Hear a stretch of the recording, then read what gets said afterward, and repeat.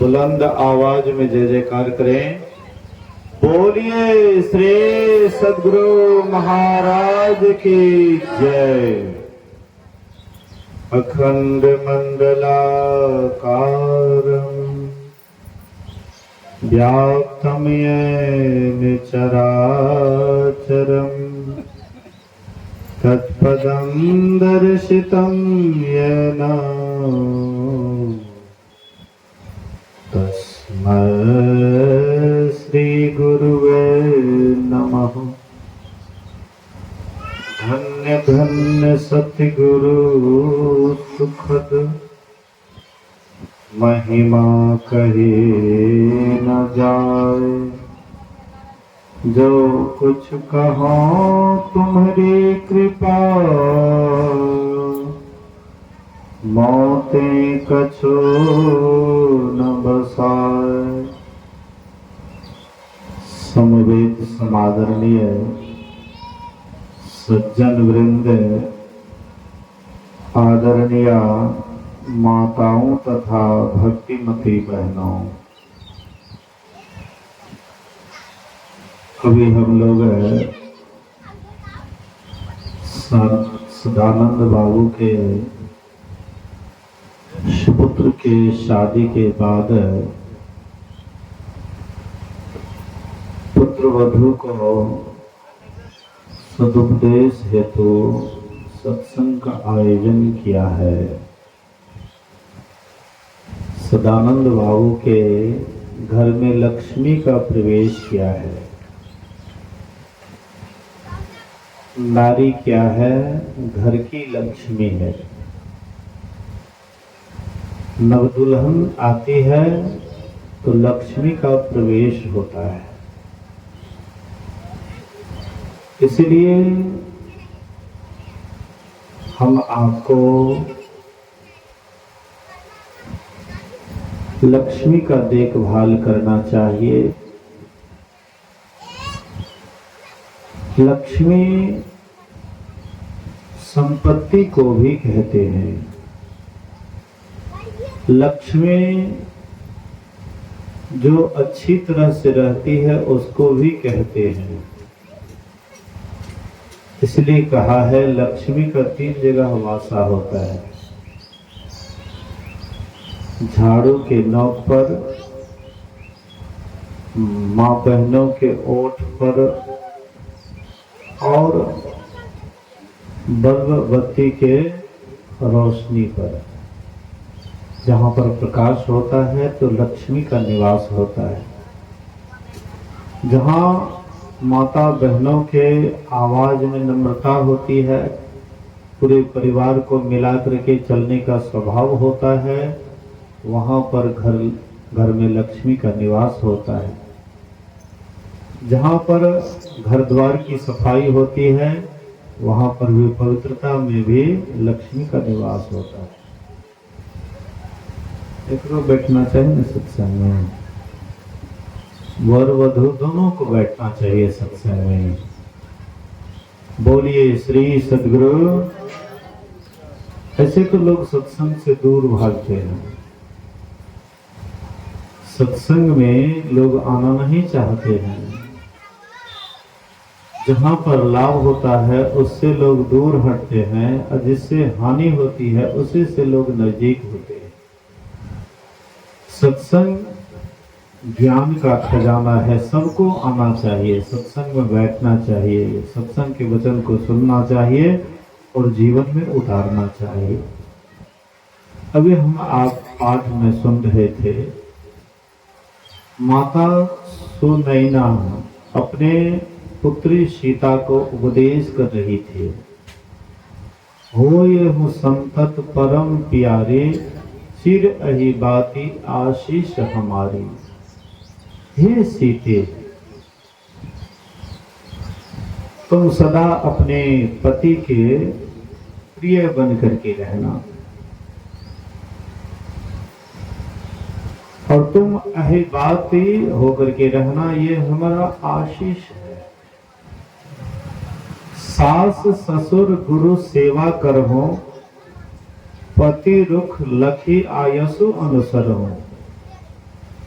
हे सीते, सास ससुर की सेवा करना और पति के संकेतों को देखते हुए उनकी सेवा करना।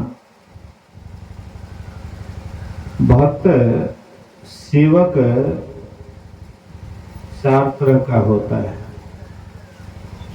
जो उत्तम प्रकार का सेवक होता है वे स्वामी के कहने पर नहीं करता है, बल्कि उनके चेहरे को देख करके समझ जाता है कि वे क्या चाहते हैं। ये उत्तम प्रकार का सेवक होता है। दूसरे सेवक होता है कहने पर करता है, ये मध्यम दर्जे के सेवक हैं। कहने पर जो करता है ये मध्यम वर्ग के हैं। और तीसरे वर्ग के होते हैं कहने पर भी करने में थोड़ा विलंब कर देते, अच्छा करेंगे और बाद में करते हैं, वे तीसरे दर्जे का होता है। चौथे दर्जे का सुनकर के भी अनसुनी कर देता है। उत्तम प्रकार के सेवक केवल स्वामी के चेहरे को देख करके समझ जाता है। जब भगवान श्री राम सरयू नदी पार कर रहे थे तो नाविक जब पार करता है तो भगवान श्री राम के पास कुछ नहीं था देने के लिए। नाविक को खेवा देने के लिए कुछ नहीं था। तो भगवान राम सीता जी की तरफ देखे, बोले नहीं कुछ कि सीता ये दो या वो दो, कुछ नहीं बोले। जैसे भगवान राम सीता जी के तरफ देखे, सीता जी समझ गई कि प्रभु के पास खेवा देने के लिए कुछ नहीं है, इसीलिए प्रभु मेरे तरफ देख रहे हैं। तुरंत वह सोने की अंगूठी निकाल करके प्रभु को दे दिए कि ये उत्तरायण के रूप में दे दीजिए। तो वह नाविक बड़ा चालाक था। नाविक कहता है कि प्रभु, हमने आपको ये सरयू नदी पार किया है, इसलिए हमको आप भवसागर पार कर दीजिएगा। बोलिए श्री सद्गुरु।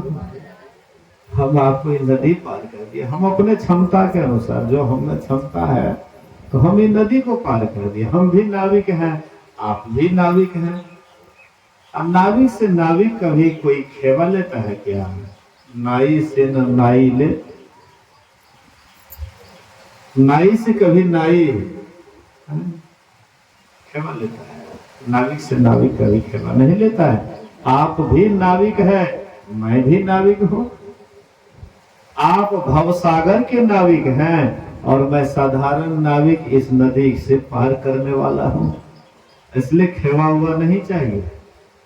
तो मैंने आपको पार किया है, आप भी हमको पार कर दीजिएगा।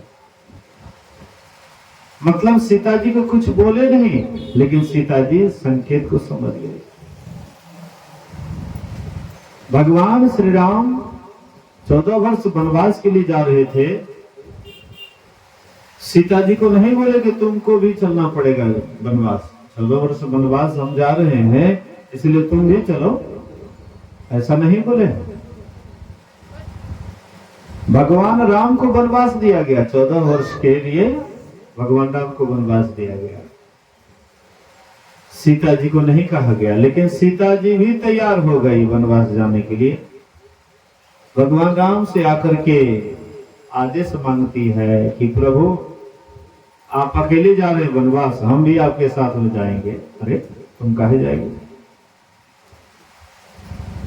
बोलिए श्री सद्गुरु महाराज की जय। किसी को कोई मत देखिए, अपने आप को देखिए, सत्संग बढ़िया से सुनिए। मैं देख रहा हूं आप लोग कैसे कैसे कर रहे हैं। आप किसी के मजबूरी को समझिए, बहुत रात जगी हुई है, उनको हमारे आज्ञा का ही पालन कर दिए कि सत्संग में बैठ गई, यही काफी है। यही कारण सास और पुतोह में क्यों नहीं मेल होता है जानते हैं? सास पोतोह के मजबूरी को नहीं समझती है और पोतोह सास के मजबूरी को नहीं समझते, इसलिए आपस में बेमेल होता है। बेटी अगर सोना चाहेगी जो बेटी सुध रही है, पुतोह अगर सोने के लिए चाहेंगे अपनी सुते की समझ है। कारण क्या होता है? आपस में बेमेल क्यों होता है? अरे पोतोह को बेटी बना लीजिए, कभी आपस में झगड़ा नहीं होगा, कभी बेमेल नहीं होगा। और मैं देखता हूं एक एक जगह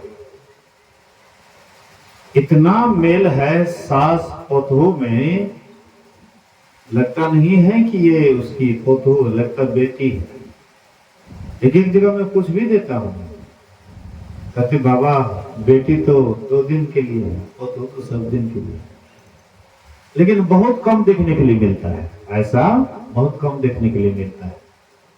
लेकिन सोचिए, थोड़ा सा समझिए, यह मेरी पुत्री है और पोतोह भी समझे ये मेरी माँ है। सास नहीं, सास कहिएगा हाँ, पोतोह कहिएगा तब बेमेल हो जाएगा। एक दूसरे के भावना को समझिए, संकेत को समझिए कि कौन क्या चाहता है। अगर एक दूसरे की भावना का कदर करेंगे तो यहाँ परिवार में स्वर्ग उतर आएगा। स्वर्ग को बुलाना नहीं पड़ेगा, स्वर्ग अपने आप आ जाएगा। भगवान राम सीता जी के भी संकेत को समझते थे और सीता जी भी राम जी के संकेत को समझते थे। सीता जी को बोले नहीं तुम चलो वनवास, लेकिन सीता जी तैयार हो गई कि हम भी आपके साथ जाएंगे। भगवान राम बोले कि हमको वनवास मिला 14 वर्ष, तुम काहे के लिए जाती है? बोले कि आप में हम में अंतर क्या? बोलिए श्री सद्गुरु। पति और पत्नी में अंतर क्या? शरीर देखने के लिए 2 है, आत्मा तो दोनों का एक ही है। इतना प्रेम हो सीताराम के तरफ, पति के दुख को पत्नी अपना दुख समझे और पत्नी के दुख को पति अपना दुख समझे, फिर क्या कहना है? सोना मसुगन।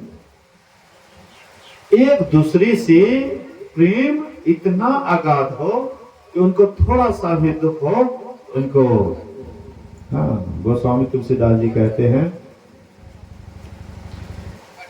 गोस्वामी तुलसीदास जी कहते हैं, निज दुख गिरि समय रज करी जाना, मित्र के दुख रज मेरु समाना। कहते हैं अगर आपके पास में सुमेरु पर्वत के समान, मतलब बहुत दुख है आपके पास, उसको धूल कण के समझना चाहिए, मतलब थोड़ा समझना चाहिए। और आपके मित्र के पास अगर धूल कण के समान दुख है, उसको सुमेरु पर्वत के समान समझना चाहिए। कहते हैं जिसके असमति सहज न आए, सो सठ कत हठ करत मिताई। कहते जिनको ऐसा सहज में स्वभाव नहीं आता है, वह सठ, सठ मतलब मूर्ख, महामूर्ख, वे सठ क्यों मित्रता करते हैं? ये क्या है? शादी विवाह क्या है? एक मित्रता जोड़ना है, एक साथी चुनते हैं। ये जीवन सफर करने के लिए, यह जीवन हम आपको जो मिला है, ये जीवन हम आपका आसानी से कट जाए। हम अकेले रहते हैं तो ये जीवन बहुत भार के समान बुझाता है, बहुत भारी बुझाता है। और जब हम एक अनुकूल साथी चुन लेते हैं, राही चुन लेते हैं, सफर करने वाले दोस्त चुन लेते हैं, आराम से सफर करता है। इसलिए भगवान श्री राम वनवास जा रहे हैं, सीता जी को नहीं कहते, सीता भी चल देती है। जब अत्रि मुनि के आश्रम में गए तो भगवान श्री राम अत्रि मुनि से भेंट करते हैं और अनुसुईया देवी सीता जी को अपने पास बैठा लिए और अपने पास बैठा करके पातिव्रत धर्म का उपदेश करती है कि हे सीते, अंध बधिर क्रोधी अति दीना। पति अगर अंधा हो, बहरा हो, क्रोधी हो या लंगड़ा हो, लुल्हा हो, किसी भी प्रकार का अगर पति हो तो ऐसे पति का अपमान नहीं करना चाहिए। ऐसे पतु कर किया अपमाना, नारी पाव जमपुर दुख नाना। तो पति चाहे जैसा भी हो उसका अपमान नहीं करना चाहिए। अब पत्नी अगर जैसी हो तो उसको अपमान करना चाहिए। पत्नी अगर अंधी हो तो उसको छोड़ देना चाहिए, हैं? पत्नी अगर सबरी हो भूतनी की तरह तो उसको रास्ते में छोड़ करके भाग जाना चाहिए। दोनों की तरफ से एक ही रहना चाहिए कि जैसी पत्नी के लिए वैसे पति के लिए भी। दोनों में अगाध प्रेम होना चाहिए। 4 तरह की पतिव्रता नारी को गिनाया है। उत्तम परपति देख ही कैसे, सपने हो आन पुरुष जग जैसे। कहते हैं उत्तम श्रेणी की जो पतिव्रता नारी होती है अपने पति को छोड़ करके संसार में दूसरा पुरुष नहीं देखती है, दूसरे पुरुष को नहीं देखती है। मध्यम पर पति देख ही कैसे, भ्राता पिता पुत्र ने जैसे। मध्यम श्रेणी की पतिव्रता नारी होती है कि अपने से जो छोटे होते हैं उसको बेटा, अपने से बड़े होते हैं उसको पिता, असामान्य उम्र वाले को भाई समझते हैं। और तीसरे श्रेणी की पतिव्रता धर्म विचारी समझ कुल रहे, ते निकृष्ट अश्रुति है। तीसरी श्रेणी की पतिव्रता नारी होते धर्म को विचार करके कि हम किस कुल में जन्मे हैं, किस मर्यादा में पले हुए हैं, हमको ऐसा कुमार्ग नहीं चुनना चाहिए। धर्म को विचार करके अपने आप को संभाल करके रखती है तो वह तीसरे दर्जे की पतिव्रता नारी होती है। चौथी पतिव्रता नारी उसको कहते हैं बिनु अवसर ते भय रह जोई, जान हो अधम नारी जग सोई। चौथी प्रकार की पतिव्रता नारी है कि अवसर नहीं मिलने पर, मौका नहीं मिलने पर पुरुष से वह समागम नहीं की, ये चौथे दर्जे की पतिव्रता नारी होती है। तो ये पातिव्रत धर्म एक पत्नी पर ही अपने आप को रखना, दूसरे की तरफ झांक करके नहीं देखना, ये सबसे अच्छे स्वभाव वाली नारी की होती है। इसलिए संत महापुरुष कहते हैं कि प्रत्येक व्यक्ति को अपना जीवन साथी चुनने का अधिकार है, लेकिन केवल एक ही। अनेक की तरफ जाने से आपका विचार खराब होता है, आपका व्यवहार खराब होता है और आप अपने जीवन में कोई अच्छा काम भी नहीं कर पाते। जिसका मन बहुत की तरफ भागता है तो वह ध्यान भजन भी नहीं कर पाता है, सत्संग भी नहीं कर पाता, उसका मन विचलित रहता है, हर हमेशा चंचल रहता है। इसलिए एक हमारे जीवन में अगर मिल जाए तो दूसरे की तरफ नहीं देखना चाहिए। ये अच्छे चाल चलन के जो स्त्री पुरुष होते हैं उनसे भगवान की भक्ति होती है, और जो एक पर अपने को नहीं रख पाते हैं उससे ध्यान भजन नहीं हो पाता है। सदाचार, शिष्टाचार, शुचियाचार ये संत मत का नींव है।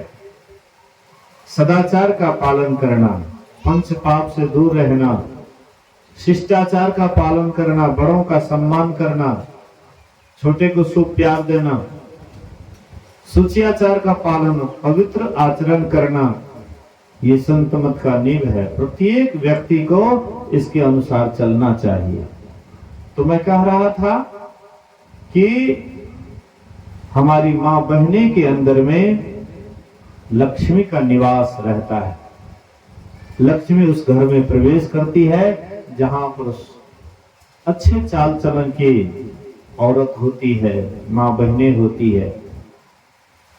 इसलिए प्रत्येक को अच्छे चाल चलन से चलना चाहिए, सास ससुर की सेवा करना चाहिए। समय के अनुसार जिसकी जो जरूरत होती है उसको आप उस ढंग से अगर उसका आप सेवा करते हैं, ये आपकी बड़ाई है। अपने अपने के लिए सब जीता है, लेकिन दूसरे के लिए जीना ये सबसे बड़ी उपलब्धि है। अपने सुख के लिए सब जीते हैं, लेकिन जो सेवक होता है वे अपने सुख के लिए नहीं, अपने स्वामी के ही सुख के लिए जीते हैं। सेवक सुख चाह मान भिखारी, सो नव दूध चाहत है प्राणी। सेवक अगर सुख चाहे और भिखारी मान चाहे, वह आकाश को दोह करके दूध चाहता है। क्या आकाश को दोहने से दूध मिलेगा? कदापि नहीं। इसलिए प्रत्येक आदमी को चाहिए कि घर गृहस्थ आश्रम में रहते हुए, अच्छे चाल चलन में रहते हुए ईश्वर की भक्ति करें। जो ईश्वर की भक्ति करते हैं उसका ये लोक भी सुखी होता है, यहाँ से जाने के बाद परलोक भी सुखी होता है।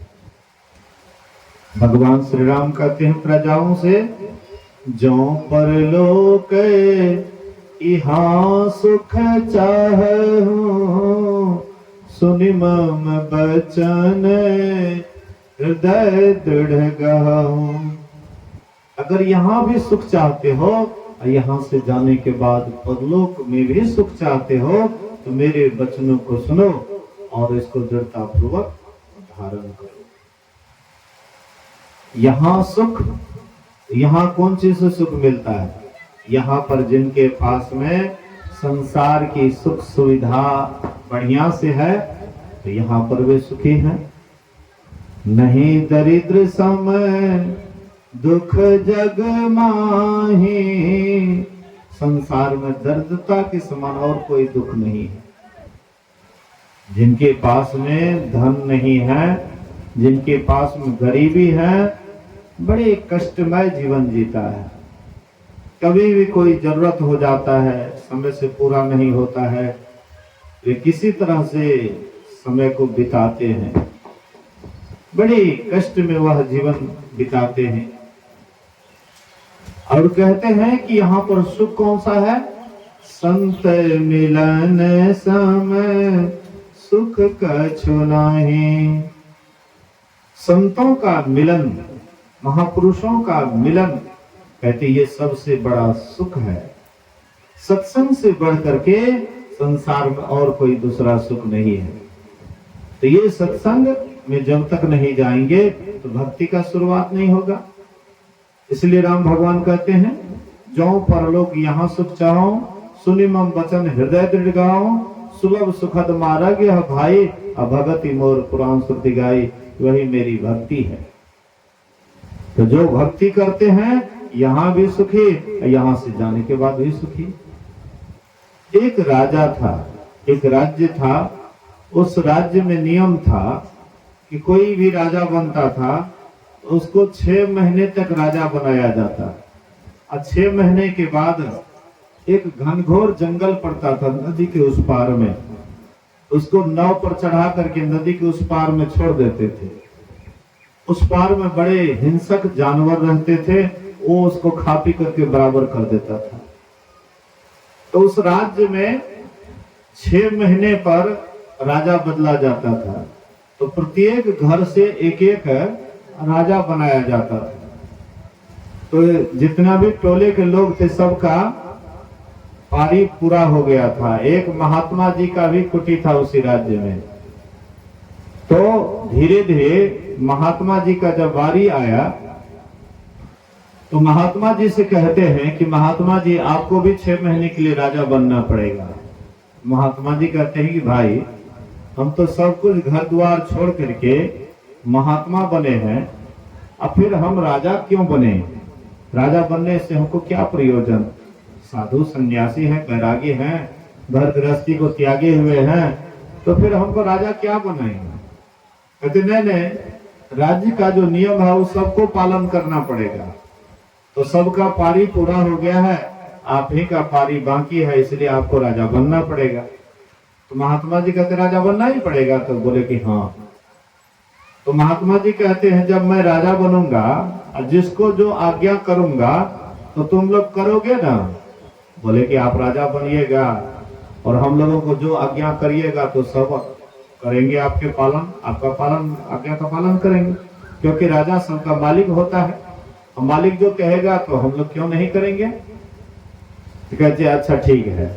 तो वह महात्मा जी को राजा बना दिए और उसके बाद महात्मा जी आदेश करते हैं मंत्री से कि मंत्री खूब बढ़िया इस पार से उस पार एक पुला बनाओ और ये 2 महीने के अंदर होना चाहिए। इतना तेजी से काम चला कि 2 महीने के अंदर एक बढ़िया पुला बन करके, वह जो नदी था, नदी में पुला बन करके तैयार हो गया। फिर नया राजा महात्मा जी जो राजा बना था वो बोले कि उस पार में कुछ जंगल को साफ करके यहाँ जो राजभवन बना हुआ है, मकान बना हुआ है, इससे भी बढ़िया मकान 2-3 महीने के अंदर में बन जाना चाहिए। 2-3 महीने के अंदर में इससे भी सुंदर मकान उस पार में बन करके तैयार हो गया। 1 महीना बचा। बोले कि 1 महीना के अंदर में यहाँ जो बाजार है इससे भी सुंदर बाजार और आधी प्रजा को ले जाकर के वहां पर बसा दो।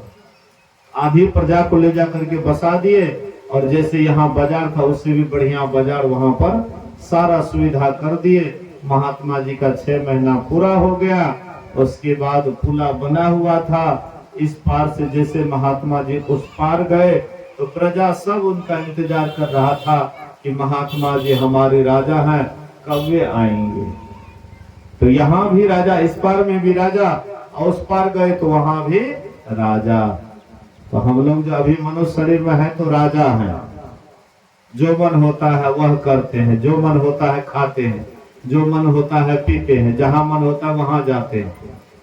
लेकिन राजा वाला काम करिएगा, भक्ति करिएगा तो यहाँ भी राजा मनुष्य शरीर में है, एकदम आनंद से रह रहे हैं, और यहाँ से जब शरीर छोड़िएगा परलोक में जाइएगा तो वहां भी राजा। लेकिन वैसा काम करिएगा, भक्ति करिएगा तब ना। एक राजा साहब, 3 मंत्री उनको था, तीनों मंत्री को बोल दिए कि जाओ बगीचा से सुंदर सुंदर फल चुन करके लाओ। तो तीनों मंत्री गए बगीचा। अब बगीचा में जा करके एक मंत्री सोचता है कि राजा साहब का दिमाग खराब हो गया, हम मंत्री हैं, ये हमको ये हमको कहते हैं फल चुनने के लिए, हम फल चुनने के लिए मंत्री बने हैं। तो क्या कहते हैं, सड़ा गला फल चुन करके एक बोरा में भर करके लेते आए। दूसरा मंत्री सोचता है राजा है, कहा है, तो चलो कुछ अच्छा कुछ खराब फल चुन करके बोरा में भर करके लेते आए। तीसरे मंत्री मन में सोचते हैं कि वो राजा है, हमारा मालिक है, मालिक जो कहेगा तो हमारा करना कर्तव्य है, इसलिए खूब सुंदर सुंदर पका हुआ फल चुन करके बोरा में भर करके लेते आए। राजा साहब बोले कि जिनके पास में जो फल है वो फल सहित एक रूम में बंद कर दो, बाहर से ताला लगा दो। जिनके पास में जो फल है वही फल खा करके रहेगा। तो जिनके पास में सड़ा गला फल था वो बेचारे कुछ ही दिन में राम नाम सत हो गया, मर गया। सड़ा गला फल कैसे खाएगा, उसकी मृत्यु हो गई। दूसरे जो कुछ अच्छा कुछ खराब फल चुना था उसका किसी तरह से जीवन चला। और तीसरा जो सुंदर सुंदर फल चुना हुआ था उसका एकदम आनंद से जीवन बीता, खूब मजे से जीवन बीता। ऐसे ही संसार में हम आप जो आए हैं ये 3 तरह के मंत्री बन करके आए। परमात्मा हम आपको भेजे हैं, 3 तरह का मंत्री बन करके हम आए हैं। एक जीवन भर यहाँ पर पाप ही पाप करते रहता है, न सत्संग से मतलब, न ध्यान से मतलब, न साधु संग से मतलब। उनको मतलब सत्संग भजन से कोई मतलब नहीं, साधु महात्मा से कोई मतलब नहीं, जीवन भर पाप ही पाप करते रहता है, तो सड़ा गला फल चुनता है।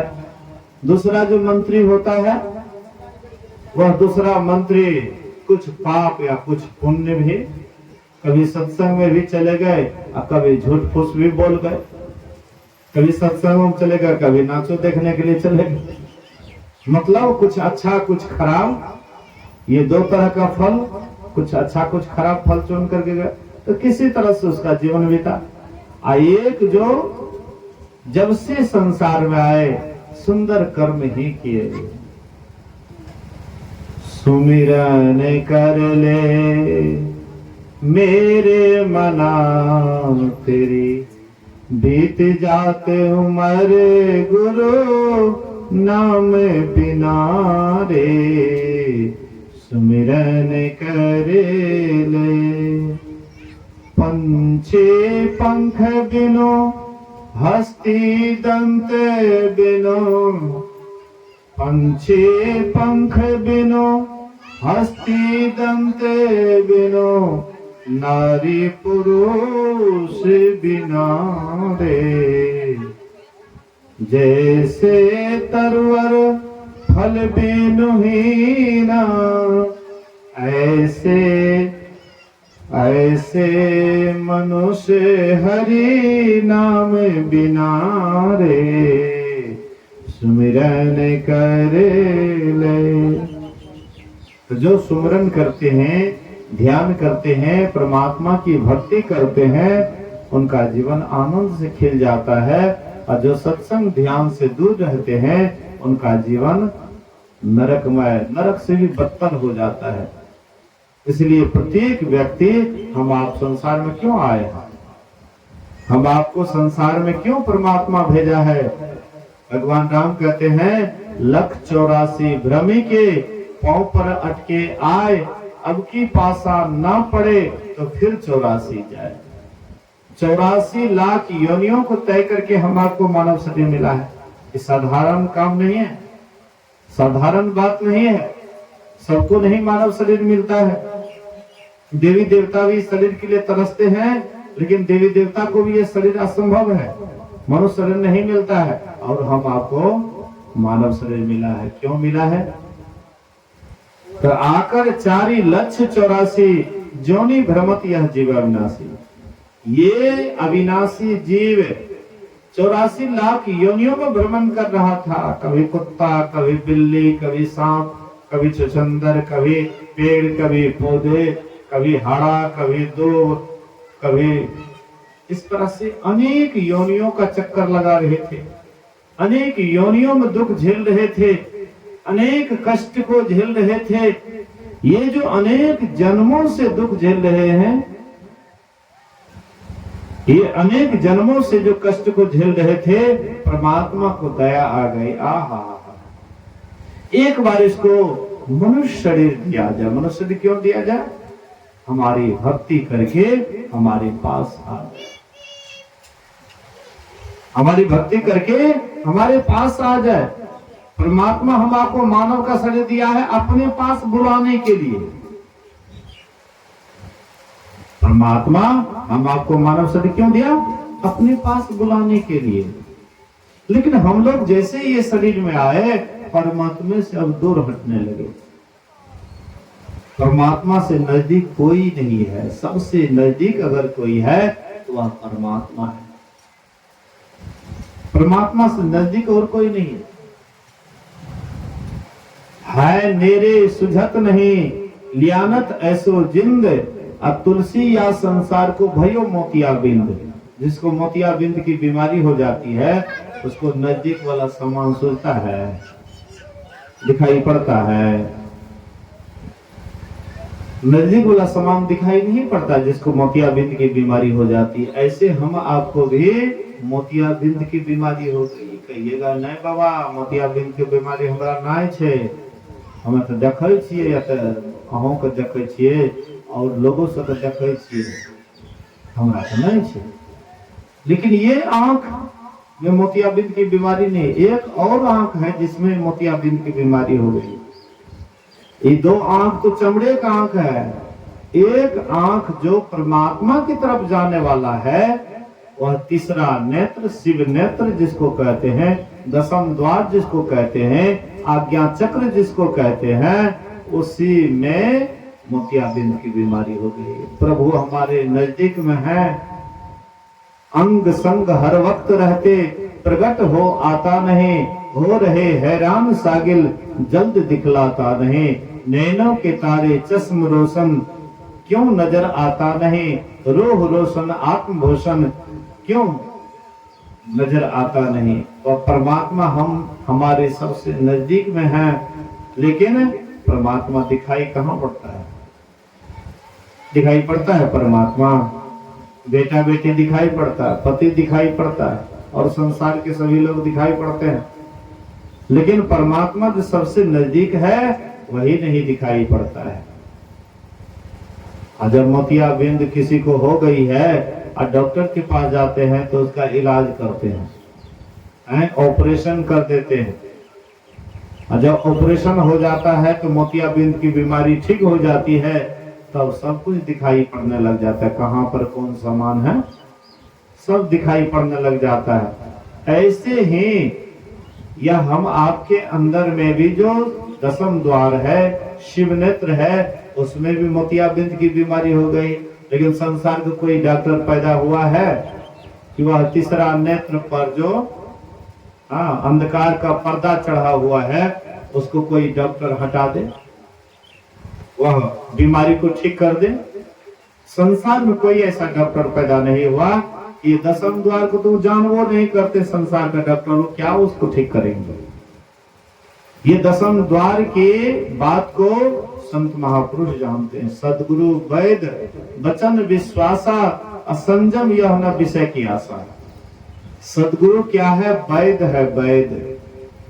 उनका वचन अगर हम विश्वास करके उसके वचन के अनुसार अपने व्यवहार में उतारेंगे, आचरण में उतारेंगे, तो ये मोतियाबिंद की बीमारी ठीक हो जाएगी और तब परमात्मा ही सब जगह झलकेगा, हर जगह परमात्मा ही दिखाई पड़ेगा।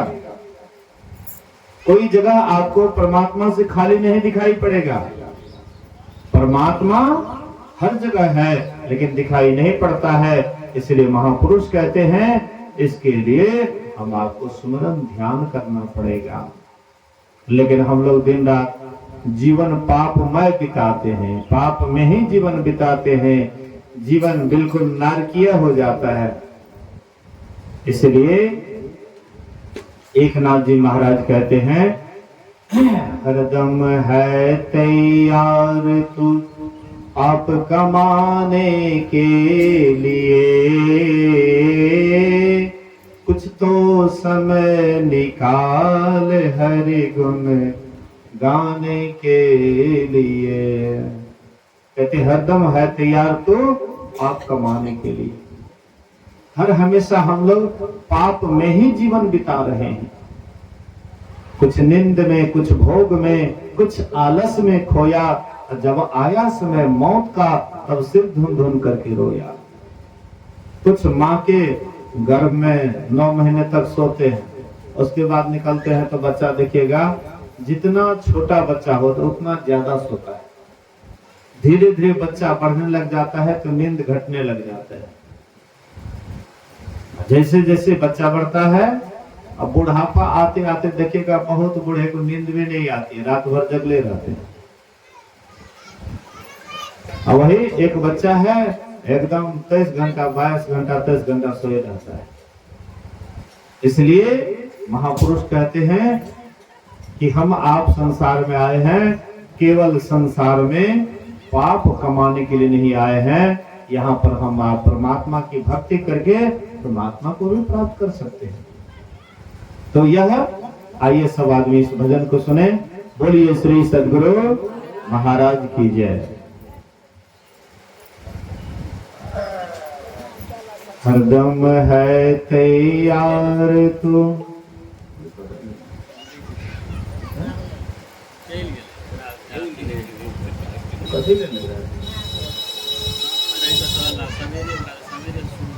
सवेरे क्या मतलब अभी क्या हुआ है समय अभी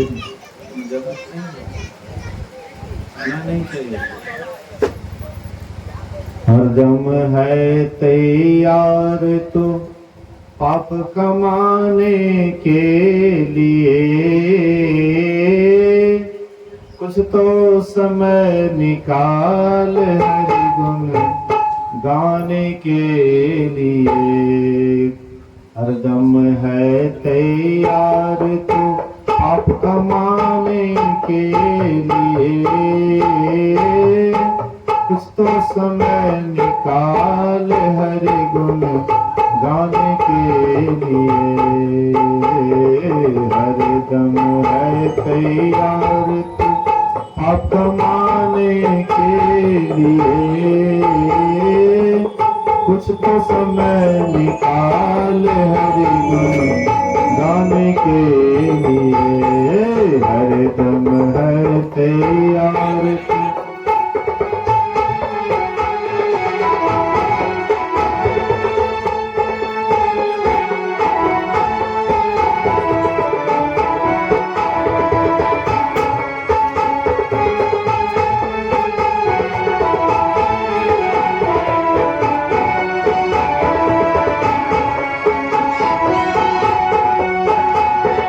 गर्भवास में कौन किया था नाम जपूंगा मैं तेरा। गर्भवास में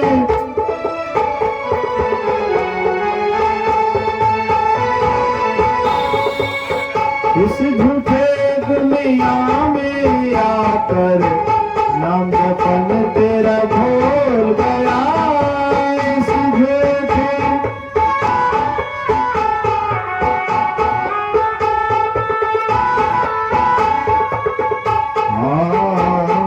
ऋषि मुनि सब आते हैं समझाने के लिए, कुछ तो समय निकाल हरि गुण गाने के लिए। हरदम है तैयार तू पाप कमाने के लिए, कुछ तो समय निकाल हरि गुण गाने के लिए। हरदम है तैयार तू।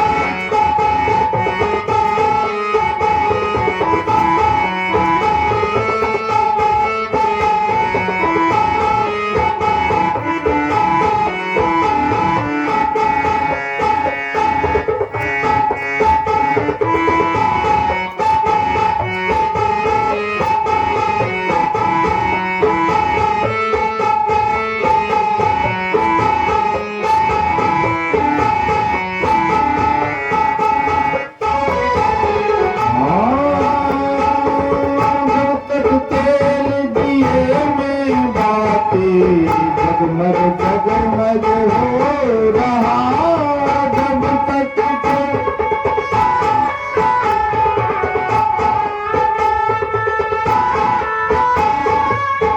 जब तक तेल दिए में बातें जगमग जगमग हो रहा। जब तक तेल दिए में बातें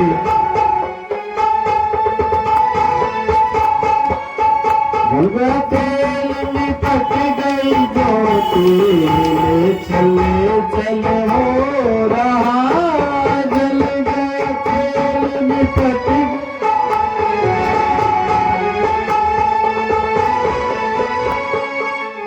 चार जना मिल आते हैं ले जाने के लिए,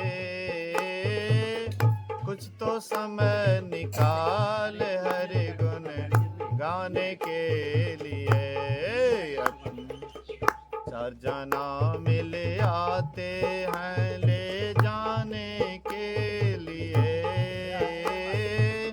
कुछ तो समय निकाल हरि गुण गाने के लिए। हर दम है तैयार तू पाप कमाने के लिए। कुछ तो समय निकाल हरि गुण गाने के लिए। हार जरे जैसे सूखी लकड़ी, केस जरे जस घास रे। हार जरे जस सूखी लकड़ी, केस जरे जस घास रे। सुंदर जैसी काया जल गई, कोई न आए पास रे। अपने पराए रोते हैं दिखलाने के लिए।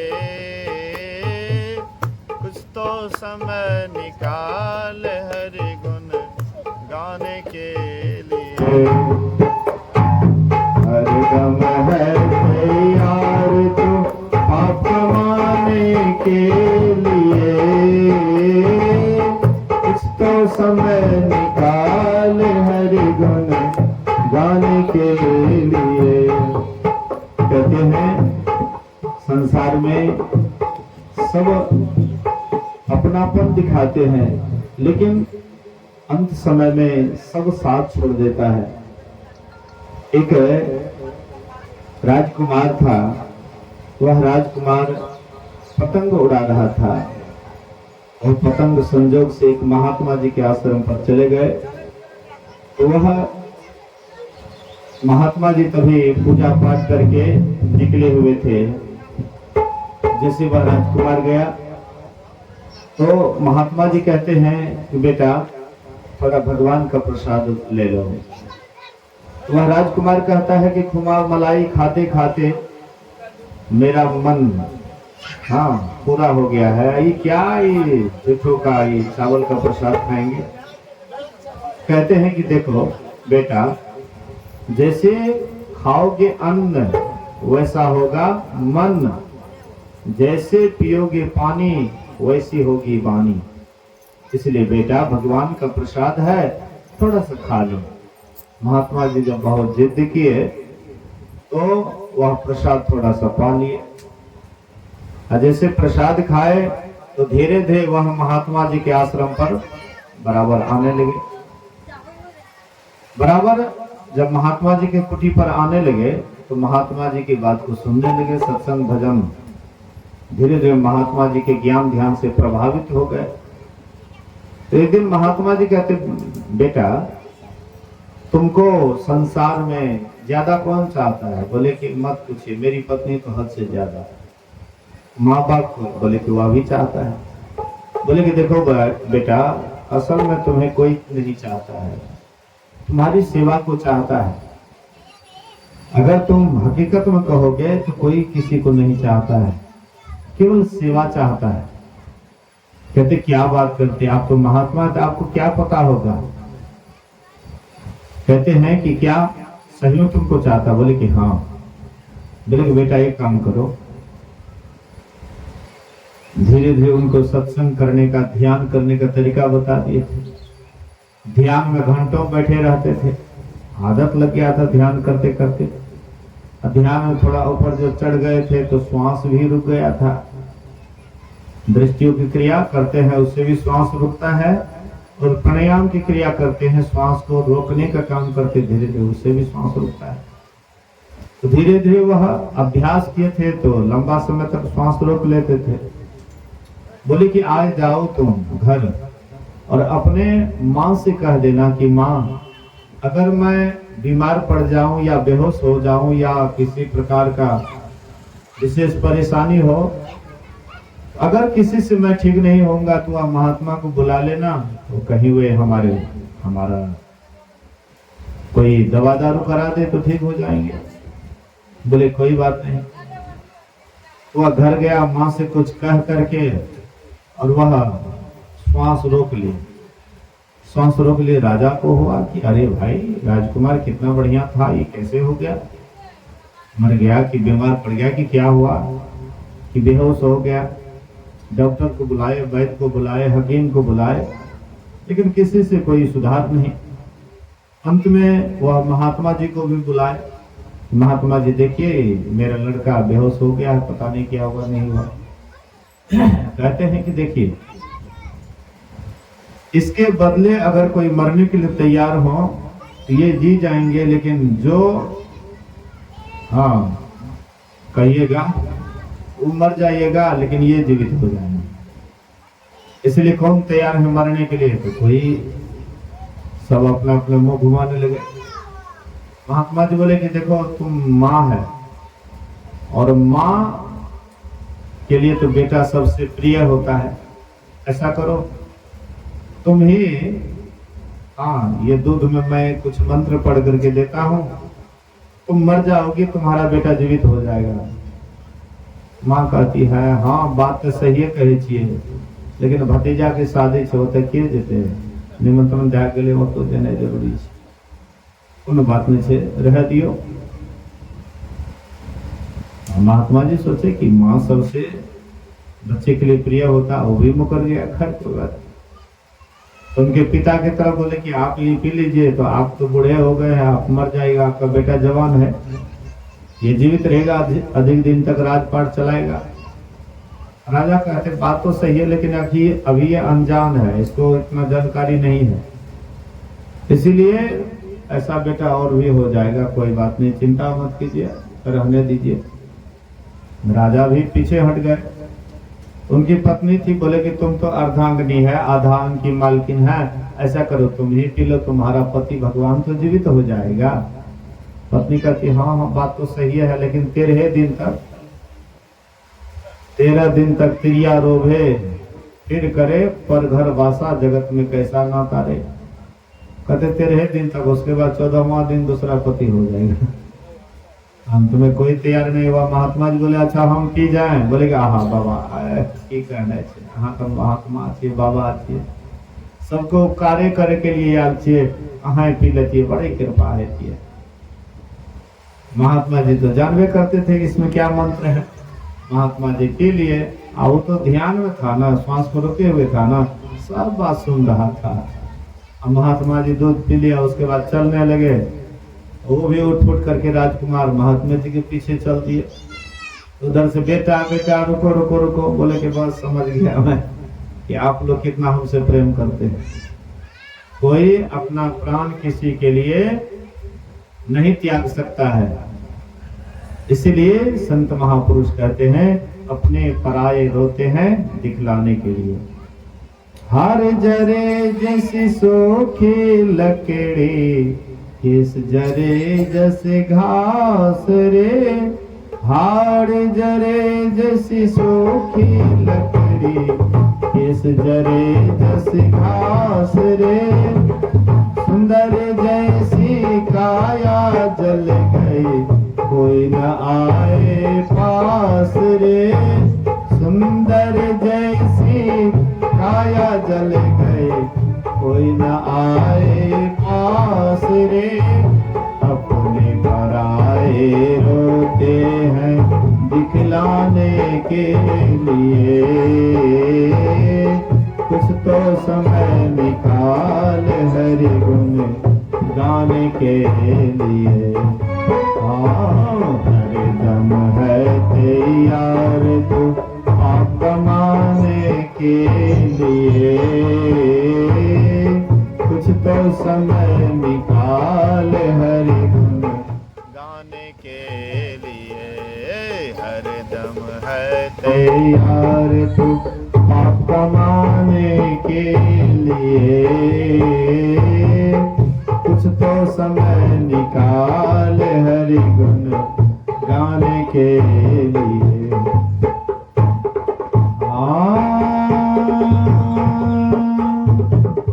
ऐसी हालत इस दुनिया की, चेत जरा तू चेत रे, ऐसी हालत इस जीवन की, चेत जरा तू चेत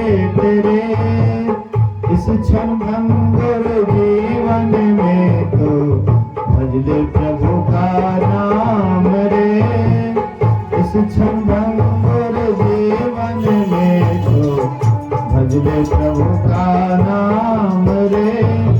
नाथ कहे यह नतन मिला है प्रभु पाने के लिए, कुछ तो समय निकाल हरि गुण गाने के लिए। हरदम है तैयार तू पाप कमाने के लिए, कुछ तो समय निकाल हरि गुण गाने के लिए। हरदम है तैयार तू पाप कमाने के लिए, कुछ तो समय निकाल हरि गुण गाने के लिए। कहते हैं हरदम है तैयार तू पाप कमाने के लिए। हर हमेशा हम लोग जीवन यह पाप में ही जाता है। पुण्य कम करते हैं, पाप अधिक करते हैं। पुण्य जो करते हैं उसका मुंह से खूब बखान करते हैं, लेकिन जो पाप होता है तो शर्म आती है बोलने में कि लोग क्या कहेंगे, लेकिन उसमें आगे रहते हैं। पाप को छिपाते हैं लेकिन पाप में आगे रहते हैं, और पुण्य को प्रकट करते हैं लेकिन पुण्य करने में पीछे रहते हैं। इसलिए महापुरुष कहते हैं कि जब तक हम पाप पुण्य दोनों से ऊपर नहीं उठेंगे तब तक परमात्मा को प्राप्त नहीं कर सकते हैं। गुरु महाराज जी कहते हैं यही मानुष देह समैया में करूं परमेश्वर में प्यार, कर्म धर्म को जला खाक कर देंगे तुमको तार। कहते हैं ये मनुष्य शरीर में परमात्मा से प्रेम करो, दूसरा और कोई शरीर नहीं है जिसमें तुम परमात्मा से प्रेम कर सकते हो।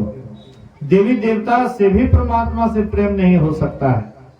परमात्मा का मिलन इसी शरीर में हो सकता है। मनुष्य शरीर छोड़ करके किसी शरीर में परमात्मा नहीं मिलता है।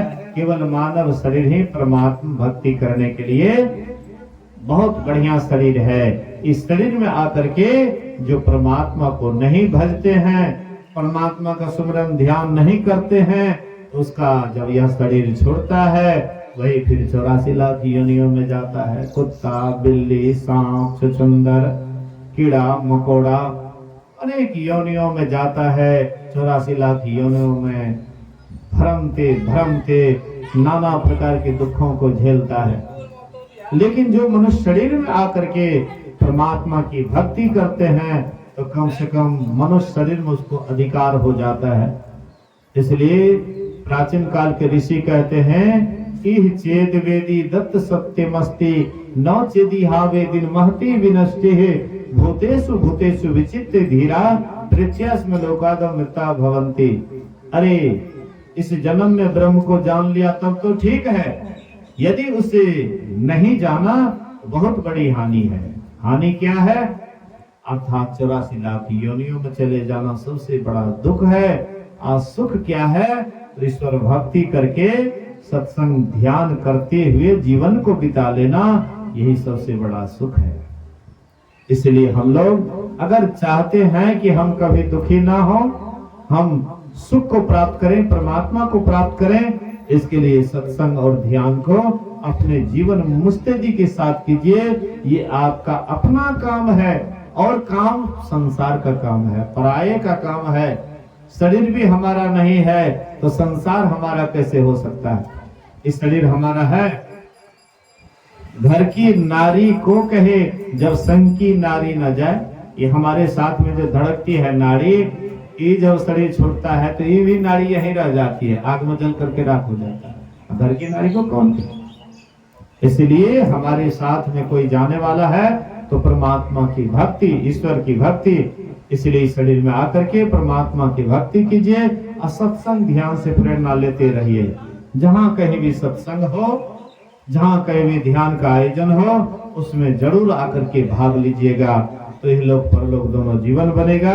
ये जो सत्संग करवाए हैं सदानंद बाबू नाम मिले, सदानंद बाबू अपने पुत्र और पुत्रवधू को ये सत्संग सुनाने के लिए यह आयोजन किए हैं।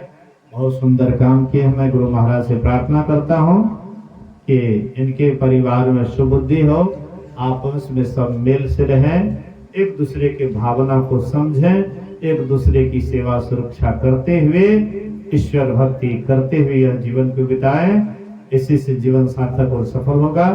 ये जो आयोजन करवाए हैं बहुत सुंदर काम किए हैं। अंतिम में भी ये आयोजन हो गया है, बहुत बढ़िया काम हुआ है। बहुत खर्चा हुआ होगा, शादी विवाह में तो बहुत खर्चा होता है। आजकल तो लोग अनाप शनाप खर्चा करते हैं, लेकिन वह खर्चा आपका जैसे आया वैसे चला गया। लेकिन ये खर्चा जो आपने किया है, ये खर्चा आपका बरकरार रहेंगे। एक व्यक्ति पहले जंगली रास्ता पहले था, ये रोड नहीं बना हुआ था, लोग पद यात्रा करते थे तो जंगल झाड़ होकर के जाना पड़ता था। तो एक व्यक्ति ऐसे ही जा रहे थे रास्ते से, तो एक और व्यक्ति मिल गया और दोनों में आपस में बातचीत होने लगी। कहते भाई कहाँ जाओगे? तो बोले कि फलाने जगह जाऊंगा। तो तुम कहाँ जाओगे? तो हम भी फलाने जगह जाएंगे। तो दोनों में बड़ा प्रेम हो गया, आपस में बातचीत करते हुए जा रहे हैं। एक व्यक्ति के पास में 4 मड़वा का रोटी था। पहले जमाने में मड़वे का रोटी वैसे चलता था, मड़वा का रोटी 4 गो था। तो जिसके पास में 4 रोटियां थी, वे कभी कभी कहते थे कि 2 खाएंगे 2 कुआं में डाल देंगे, 2 खाएंगे 2 कुआं में डाल देंगे। तो उनके साथ में जो जा रहा था वो कहता था कि भाई कैसा आदमी है, हम इनके साथ में जाते, इतना परिचय भी हो गया है, दोस्तियों हो गया है, और तब कहता 2 खाएंगे 2 कुआं में डाल देंगे। खैर इसकी रोटी है, इसकी मर्जी, ये जो करे। तो आगे जाते हैं तो ये कुआं था, कुआं के पास अपना भी कुला समन कर लिए। जो साथी था उनको बोले कि तुम भी कुला कर लो, वे भी कुला कर लिए। तो 2 रोटी अपना लिए, 2 रोटी साथी को दिए और दोनों खा लिए, मुंह हाथ धो करके चलने लगे। तो वह सज्जन कहता है जो साथ में था, कहता भाई तुम तो रास्ते में कह रहा था 2 खाएंगे 2 कुआं में डाल देंगे, तो 2 तो खाया और 2 कुआं में कहाँ डाला? वो तो हमको खिला दिया। वह आदमी बोला कि भाई 2 जो हम खाए वो कुआं में डाल दिए, हमने जो खाया वो कुआं में डाल दिया, और 2 तुम जो खाया असल में वही हम खाए। वो हमारा धरोहर रखा हुआ है। 2 रोटी जो तुमको खिलाए उसका 10 गुना हमारे लिए धरोहर रखा हुआ है, वो हमें आज न कल मिलेगा। लेकिन 2 जो हम खाए वो तो कुआं में डाल दिए, वो फिर दोबारा मिलने वाला नहीं है। धन की 3 गति, दान, भोग, नाश। धन आपके पास में आए तो दान कीजिए, उत्तम गति, दान कीजिएगा तो आपका धरोहर रखा हुआ है। भोग नहीं दान कर सकते हैं तो कम से कम अपना भी यूज कर लीजिए, और नहीं तो वही कंजूस सेठ के तरह। भगवान बुद्ध के समय में एक सेठ जी था, बड़ा कंजर था, कभी बढ़िया भोजन नहीं करता था, सुंदर कपड़ा नहीं पहनता था, टूटा हुआ रथ पर चलता था। और मरा तो राजा प्रसन्न जी 7 दिन तक उसके घर से धन ढोए, 7 दिन तक धोते रह गए, इतना धन था। राजा प्रसन्न जी 7वां दिन स्नान करके भोजन करके भगवान बुद्ध के पास आए। बोले कि इतना उनके पास धन था, लेकिन वह कभी बढ़िया भोजन नहीं करता था, न बढ़िया कपड़ा पहनता था, और न बढ़िया गाड़ी पर चलता था। ऐसा क्यों? भगवान बुद्ध ने कहा वो दान तो किया था, लेकिन बाद में पछताया था दान करके। कितने आदमी दान कर देते हैं, बाद में इतने दे दिलिए, इतना नहीं देना चाहिए दान, मन में है ओह महात्मा जी के इतने दे दिलिए, कम देना चाहिए। जैसे दिए अब बाद में पछताए, तो दान दिए तो वो तो आपको मिल गया, अब बाद में जो पछताए फिर आपका मन उसको भोगने में नहीं लगेगा। तो दान किया लेकिन बाद में पश्चाताप किया, इसीलिए उसको भोग नहीं पाए। तो दान, दूसरा भोग और तीसरा नाश। अगर नहीं भोग कीजिएगा तो नाश तो होगा। लेकिन संत महापुरुष कहते हैं कि ये संसार तो आपका कोई ये धन तो आपका कोई ले लेगा या भोग कीजिएगा, दान कीजिएगा या एक दिन नाश होगा, लेकिन एक धन परमात्मा रूपी भक्ति का धन, वो तो खर्च न होवे, चोर न लेवे, दिन दिन बढ़त सवाई, आराम धन कबू न लागे काई। भक्ति वाला धन कभी खत्म नहीं होता है, उसमें काई नहीं लगती है और दिन दिन सवैया की तरह बढ़ता है। तो सत्संग ध्यान सब आदमी कीजिए, साथ साथ भगवान की भक्ति कीजिए, दान पुण्य भी करना चाहिए। प्रत्येक काम करते हैं लेकिन सत्संग नहीं होता। यहाँ शादी हुई, भोज भात खूब हुआ, खूब नाच गान हुआ होगा, खूब एकदम डीजे बजा होगा, खूब एकदम बुढ़ियों सब पता न पता से अब जैसे बुरा। लेकिन इतना हुआ और सत्संग अगर नहीं होता तो समझिए 0/0। खूब 0 लिख दीजिए या पीछे में 1 मत लिखिए और 0 बैठाते जाइए। 0 का कोई महत्व नहीं। 1 दे दीजिए उसके बाद 0 बैठा दीजिए तो वह उसकी संख्या बढ़ते जाएगा, 10, 100, 1000, लाख एकदम बढ़ते जाएगा। एक परमात्मा की भक्ति को आगे रख करके, परमात्मा को आगे करके, उसके बाद जो भी काम कीजिएगा उसका कई गुना हो करके आपके पास आएंगे। ये कभी समाप्त होने वाला नहीं है। ये जो काम किए हैं बहुत सुंदर काम किए हैं। गुरु महाराज जी की ओर से मैं वह नववधू वर वधू के लिए आशीर्वाद करता हूँ कि ये दोनों फले फूले उसका जीवन सुखमय जीवन हो, माता पिता की सेवा करे, समाज का सेवा करे और साथ साथ परमात्मा की भक्ति भी करे। गृहस्थाश्रम कोई खराब आश्रम नहीं है, लेकिन गृहस्थाश्रम में रह करके पति पत्नी में मेल रहते हुए भगवान की भक्ति करेंगे तो ये लोग पर लोग दोनों जीवन बनेगा। आइए हम लोग कुछ भजन सुनते हैं गायकों के द्वारा और फिर हम लोग आरती की ओर चलेंगे। बोलिए श्री सद्गुरु महाराज की जय।